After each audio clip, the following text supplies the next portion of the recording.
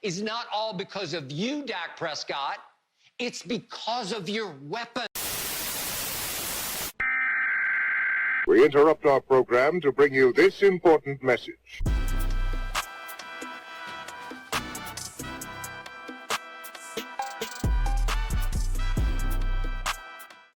What's up, CFO gang? It's your boy Jay Tuck. Real Cowboys fans, stand up, man. And I told you guys, I told y'all when I was out there on vacation, when I get back, it's going to be all gas, no brakes. So what we are going to do, Cowboys Nation, is we are going to drop banger after banger after banger. And you can't start without the lead dog in this community, man. And this guy doesn't need no introduction, but damn it, I'm gonna give him one, man. He's one of the leading pillars in our community.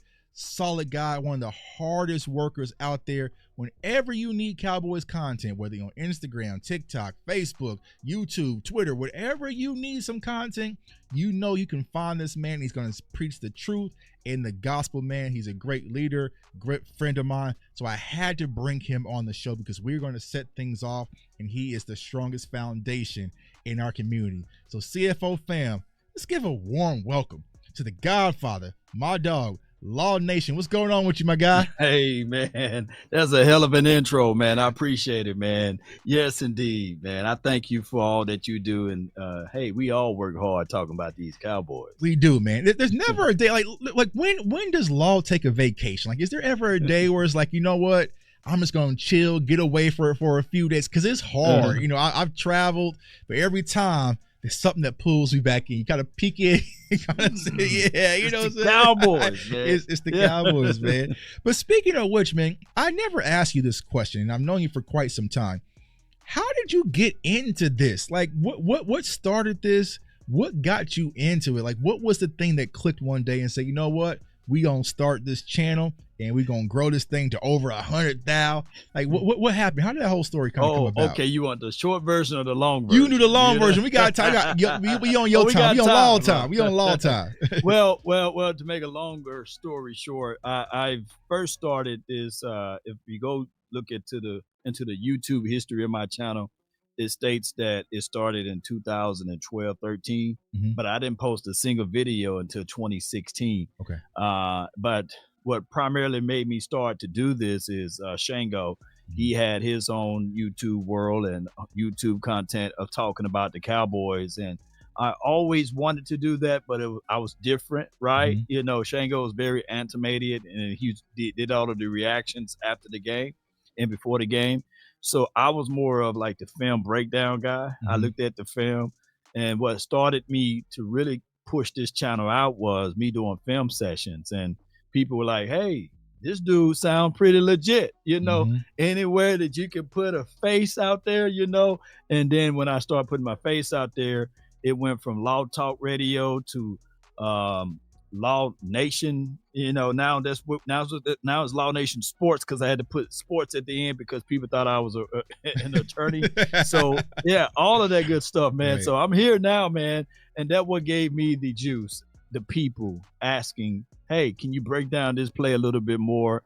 Can you go over the X's and O's of this guy? Can you tell me about this guy that's coming out of college? And that's what made me start this particular YouTube page altogether. Initially. See, I never know that. So guess what, Cowboys Nation? In 2016, we got two blessings. We got Law Nation, we got Dak Prescott in the draft. You know what I'm saying? And look how things look how it changed, man. 2016 was a big year for Cowboys Nation, man. And it's funny that you mentioned Shango. Like, Shango was the first person I came across, you know, this whole YouTube community.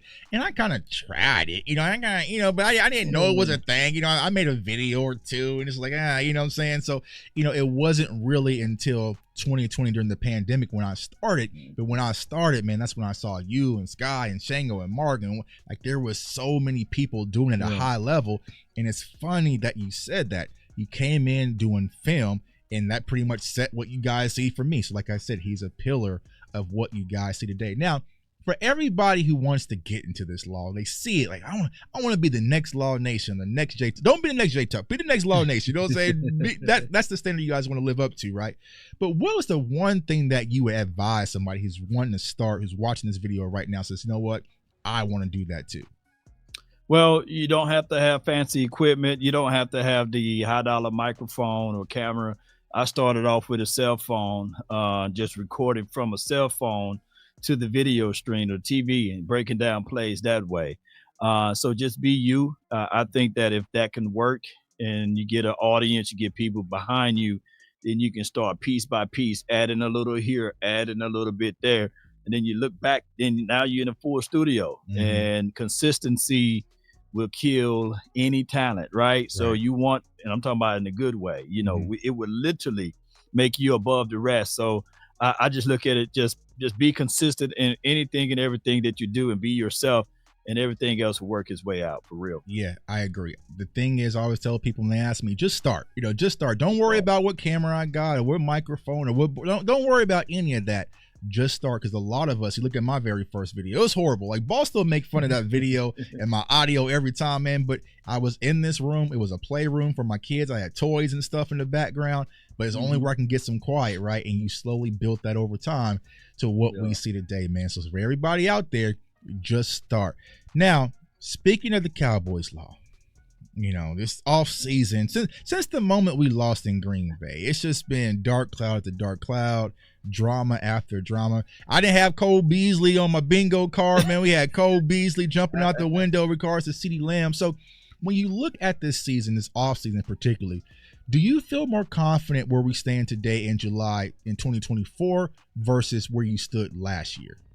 I mean, it's the same off season. Last year we had Stephon Gilmore. We went and got Brandon Cooks, which, those two were really good pickups. But this is what the Cowboys normally do. They normally sign their own, or they normally kind of slow to sign their own too. And this is what they do. And every off season, the expectations are either extremely high or extremely low. And now we're in the off season where everything is kind of like extremely low. A lot of people are not really high on Zeke coming back. A lot of people are not high on Dak Prescott, believe it or not. A lot of people saying that, hey, CeeDee Lamb, he's not a Justin Jefferson. It's crazy, right? But he's our Justin Jefferson. Right. And it is what it is. So every off season is always like this. But I would take this off season opposed to Malik Neighbors out there in the strip club, right? Right. At least CeeDee Lamb doing training camps with the youth, right? Right. And at least Micah Parsons is traveling the world, and you don't have to worry about Micah Parsons racing streetcars, running around barefooted in the strip club racing somebody. Right. Micah Parsons is pretty much, hey, I'm gonna work out in the sand on the beach, then I'm gonna also go to Tokyo, and I'm gonna come back and do my thing. So I would rather have these group of guys here opposed to what we used to seeing with the Pac-Man Jones of the world and Sam, what's the dude name, Hurd, and all of those Sam boys. Hurd, So we grew, we having the best off season possible. Yeah, and it's funny that you mentioned that, Law, because I feel like, because we talk to thousands of Cowboys fans a day, I feel like we're always just wanting what someone else got, but we never appreciate what we have. And for someone who lives in Kansas City, they all season, them boys been in trouble ever since they walked out of Vegas. You know what I'm saying? Like, there's been story after story, arrest after arrest, but the little things that Cowboys players do, we just harp and nitpick. I would take a podcast over being out in the club throwing money. I would take going to Tokyo, Japan, and expanding your brand versus drag racing and street. Like, there's so many different things that Cowboys players can get into. But I feel like Cowboys fans, we always just looking at someone else. Like, what else? Look at what everybody else got, saying, I want that. Well, first you have to learn to appreciate what you have before you can start asking for something else. So I think that's the problem. Now, speaking of appreciative of what we have, me personally, I feel like we have a solid head coach in Mike McCarthy. Would you agree? What's your thoughts on Mike McCarthy? Yeah, 12-5, 12-5, 12-5, 3 years straight is hard to come by. Right. And especially in the world of the Cowboys, people think that this is happening all the time. No, this haven't happened since the 90s, and that's a long time. So, yeah, I like Mike McCarthy. I just think that his back is against the wall, because he don't have a futures contract. So do Mike Zim. He don't have a futures contract. And I'm not finna build my house on quicksand, because that's what the Jones family is doing right now. There's no future for Mike McCarthy outside of, hey, it's pretty much make a deep run. I could argue that, hey, this is pretty much Super Bowl or bust. because that's just how the Jones family is pretty much got this thing all going, especially with CeeDee Lamb with no futures contract, as well as Dak Prescott. This is crazy. Yeah, and that is one of my biggest concerns. You hit the nail on the head, Law. When you have these prove-it deals with the head coach and also the defensive staff, it's hard for the players to buy in because you don't even know if we don't know if Mike Zimmer going to be here next year, right? You know what I'm saying? Right. Like, we don't know what's really going to happen. And for the organization, they haven't gone all in on anything. So how can you ask a player to commit to something that the organization hasn't committed to? Now, I think the team will rally behind Mike McCarthy because from what I hear in house, they like Mike McCarthy. He's a player's coach. Like, they really can rally around him. But I feel like with Coach Zimmer, it's going to be the biggest hurdle because you come here trying to change everything. And, we've been one of the top defenses under Dan Quinn, and you try to take away what some of the players does well, they might rebel. And it's just like, I wish the Cowboys would commit to somebody. You know what I'm saying? Give me, besides Jerry Jones, right? We committed to Jerry Jones. He's the only one locked in. But it's like, just commit to somebody. But I feel like with the all-in approach, it's actually they hedge their bets. It's just like you said, Super Bowl or bust. And I asked this question to the chat, and I'll ask you this, Law. We go, let's say we lose a division, but we're an 11-win team. Right. Go to the wild card. We beat Tampa Bay in the wild card, lose a close one to San Fran again in the division. Does Mike McCarthy deserve to have his job back? I think he does, right? Right. So I just feel like, we're setting something that we haven't done in 30 years. That's the expectation. Like, the Cowboys have the audacity to be Super Bowl or bust. It's like the standard all of a sudden now under Mike McCarthy when that wasn't the case under Jason Garrett. So it's just like, I don't understand it. So we'll definitely have to keep our eye on it. So, you mentioned Mike McCarthy, right? But another thing that we have to focus on, because the Cowboys have yet to make a decision, is on our quarterback and Dak Prescott. So how do you think this is going to play out, Law? Do you think he's going to, gamble on himself again, and go through another prove-it season? Or do you think that we'll get into camp and all of a sudden the Cowboys will cave and we'll finally get that news that Dak Prescott has been signed? How do you think this plays out for the season when it comes to Dak Prescott and the Cowboys? According to James Slater, they're waiting till August. Like, the August is some golden date for Dak Prescott to get this extension or what have you. But I think that Dak Prescott is willing to gamble on himself because of the fact that, he got all of the leverage. Right. $55 million against the cap this season, $40 million against the cap next season. And on top of that, you got players that have less playoff wins than him with more money, like the Trevor Lawrences of the world, the Kyler Murray, as well as, I would say, Justin Herbert. Lamar Jackson got the equivalencies of playoff wins with 2. So, and a lot of people like to say, well, Law, those guys been in the league less than Dak Prescott. Well, excuse me. Right. Excuse me. Right. The conversation the first time Dak Prescott was up to get his bag, they was talking about playoff wins, right? So somehow the Cowboys front office and the people around is using playoff wins as a measure. But when I look back at everything, if we're going to do that, if that's the case, Jimmy Garoppolo should get paid more than Aaron Rodgers. He should get paid more than a third of the players because he got a lot of playoff wins and he been to the Super Bowl. So that whole questioning about playoff wins should be thrown out. You look at what he's able to do during the regular season. He gets you to the dance. We just need other folks to step up. Yeah, and I think that's the frustrating part, right? Is because every year Dak has to prove it, right? It's just always happening. Right. Now here's what I will say. Here's the good part, Cowboys Nation. When Dak has to prove himself, he gonna prove it. So if he goes into this year and he's gambling on himself, he gonna set it on fire and only raise the bag up. But I feel like if the and this is kind of what I kind of heard, like, when I was kind of at the Super Bowl and different things. The Cowboys feel like they can let Dak play on this 1-year deal, and they can win him back in free agency next year. And I'm like, you guys are playing with fire, right? You know what I'm saying? Like, it's just a game. Why would you play that type of game when it comes to your franchise quarterback and wait until August? I just don't see the benefit, right? Because I just don't see the benefit. I mean, of course, you can get some post-June money, but that's not going to be enough to sign Dak. And you have another player that we'll talk about here shortly that you need to sign. So I just don't understand the games that the Cowboys are playing.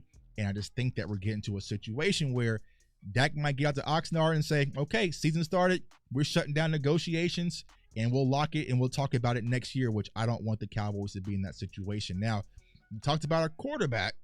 Right. Now, our wide receiver, he ain't gonna play Mr. Friendly games. He's not gonna do the corporate games and show up to voluntary and mandatory and show up to the schedule. He ain't gonna do none of that. Right. CeeDee Lamb says, "Hey, I will show up when y'all sign my check." Right. So, how do you think that happens and plays out when it comes to CD? Me personally, I think CD's gonna miss a lot of camp, to be honest with you. Right. Yeah, they're preparing for it. He's scheduling youth camps and everything, and saying, okay, if this is what you guys going to do, then I'm gonna focus elsewhere. And on top of that, he's working out, doing what he need to do. But you losing and you're missing chemistry, even though Dak to CeeDee Lamb should still have some chemistry. But keep in mind that last year was the first year of installing Mike McCarthy's particular offense, and it took about to week 6, week 7 before those boys get to cooking. Right. So I would say the Jones family, in the history of the Cowboys history with that 88, no 88 ever put up the type and kinds of caliber of numbers that CeeDee Lamb exuded last year. So it would be wise for the Cowboys to not play around with fire. Go ahead and pay your guys. There's no excuses for this. I'm old enough to remember the Philadelphia Eagles. They gave their quarterback $250 million. A.J. Brown is getting $32 million APY. Smitty is getting anywhere between 25 to 26 million APY. It's not like if you combine those two numbers, right? That's 57 million in the wide receiver room, right? It's not like CeeDee Lamb is asking for $45 or $50 million. He's asking to pay him what the market is, and the market for him, based upon the numbers that he exuded since he's been in the National Football League, is very comparable to Justin Jefferson. So there's no way that you can look at it and say, well, look at these touchdowns that Justin had and look at CeeDee Lamb, and they are years apart. No. Yeah. They're literally similar.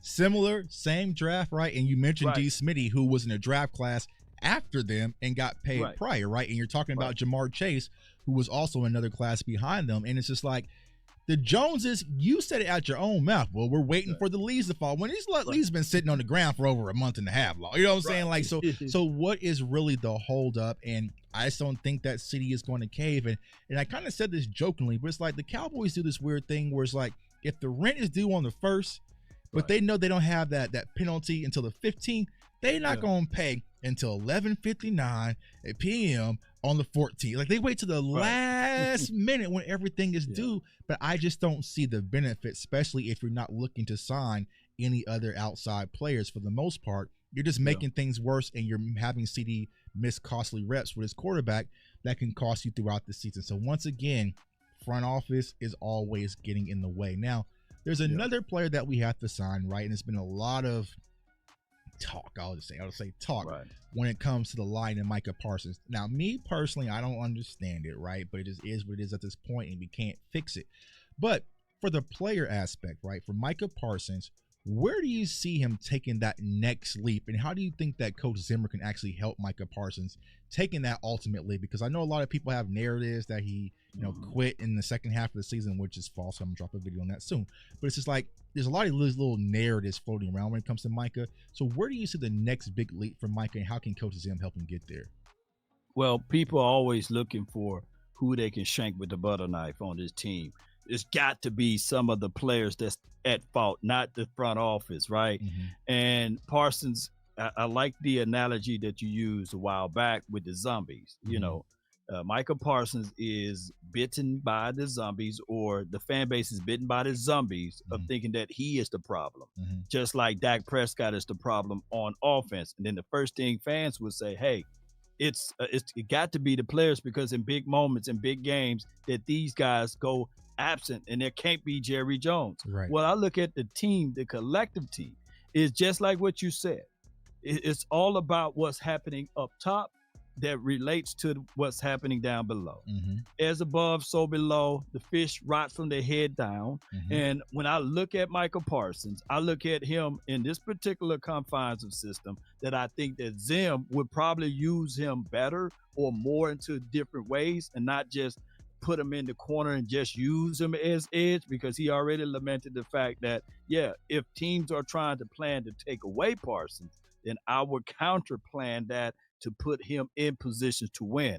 Now, granted, we haven't seen a lick of training camp or a season game or none of that stuff. So we don't know. So it's all speculations at this point, and it's wait and see. But far as Parsons getting his bag and getting his paper, he can wait. He can wait until next season. Now, the price going to go up. Right. Now, of course, when you look at Joshua Allen, the brother, the one down in Jacksonville, he got his bag. He got a lot of money for an outside linebacker.